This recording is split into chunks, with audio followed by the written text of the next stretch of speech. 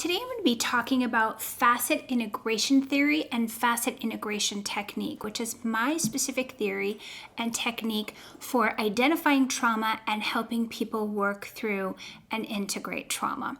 These days, everyone's talking about trauma. It's the latest buzzword, but what is it really? And do people really know how to heal it? A lot of therapists say that they deal with trauma, that they help people heal trauma, but when I talk to them, they don't really get the concept of trauma deeply and healing trauma. Is it possible to completely, heal through trauma to where it's like it never existed? Not really. So, as a trauma survivor myself, what I have discovered and what other people have discovered is it's more about integrating the trauma. Whatever happened to you, it's always going to be there. You're always going to have that experience and have those memories, etc.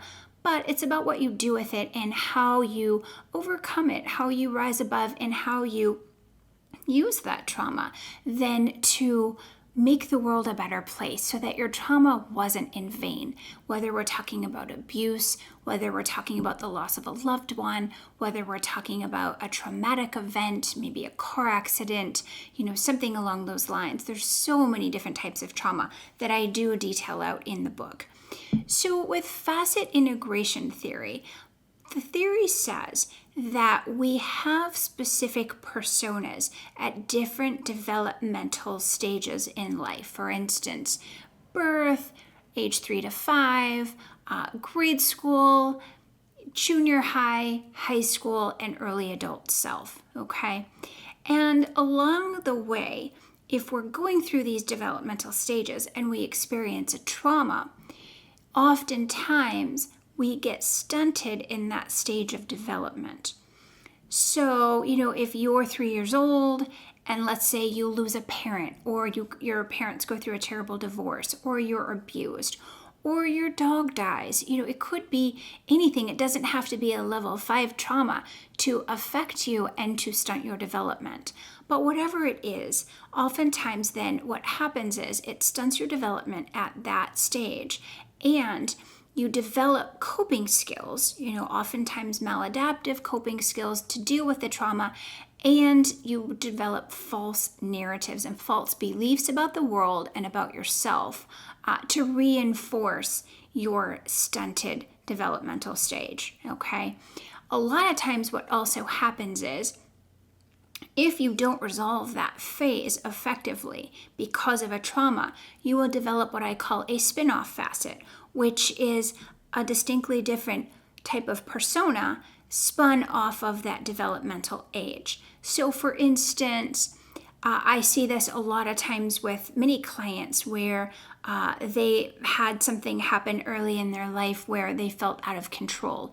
So they develop a facet, a part of their personality that then becomes hyper-focused on control, or maybe hyper-organized, thinking if they're organized, they feel more in control with their life, with their self, in their environment, etc. So it's my job when I work with clients to help identify the different facets along the way, the developmental facets, and where maybe each person got stunted, and what the spin-off facets are. And so I've been doing this work. I did it with myself first, and then I started doing it with clients years ago, and then I put it in a book so that you can do it yourself. It's very self-explanatory. So, and there's a trauma checklist in the beginning to really help you determine, are you still dealing with unresolved trauma? What does that look like in your everyday life? I have you write a bio so you can just sort of reflect on your life. And then we dive right into the facets. Who were you age 3 to 5? Who were you during grade school, ages maybe 6 to 8? Who were you in adolescence, and so forth? And a lot of times people say, gosh, I can't remember. I don't have a very good memory. But just sit with it and you'll come up with things. And it's very, again, self-explanatory. It takes you through. Also, you can ask friends. You can ask relatives. Hey, what was I like as a kid? What did I like at 3 years old? Did I watch Sesame Street? Did I ride my tricycle? What did I do? And you'll really find when you get through your facets, you'll find, a lot of times you have a lot of lost, lonely children inside of you. And, in pop psychology for decades now, a lot of people have been talking about the inner child, like it's some nameless, faceless inner child, right? Ageless. But what I found in my work is there's more than one inner child. There are multiple children, and each of them maybe has different beliefs about the world. Each of them might be holding on to a different facet of trauma. Each of them might have different struggles and strengths. And it's your job to get to know them all, to see them, to nurture them, to parent them, kind of bring them back into the fold. And kind of like they're all your orphan children, right?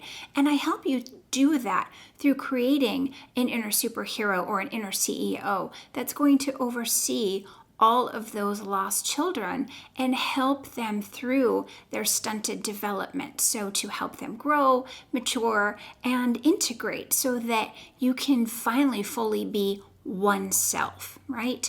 And you'll have, still have facets to yourself, but that you're not so fragmented. Let me give you another example. Let's say you try to start a diet, right? You want to lose weight and you get a week in or you get 2 weeks in, but then something always happens and you end up going back to eating the sugar or going back to drinking the wine or the carbs or whatever it is. And you say, gosh, for the life of me, I just can't figure out why I can't stick with this. Well, 9 times out of 10, that's going to be one of your younger developmental facets or even a spin-off facet who's medicating with food, who's angry at the world or who's scared of the world and is, dealing with those unresolved feelings or those false narratives about life and the world with food, so that no matter what you do, you are not more powerful than these lost facets. And so that's just one example of many that really shows when a person's not in charge of their behavior largely, a lot of times it's the unhealed selves that are crying out for help, and they're dealing with life and doing life the best way they know how, but it's not going to be the most productive way. It's not going to be the best way for you. So I hope that gives you a brief insight into facet integration theory and facet integration technique. There's lots more detail in here. If you're interested, click the link below. Check out Uncaged. It's a book and a workbook in one, all combined. And drop a line and let me know what you think. I know there's other theories out there that sort of talk about different personality parts.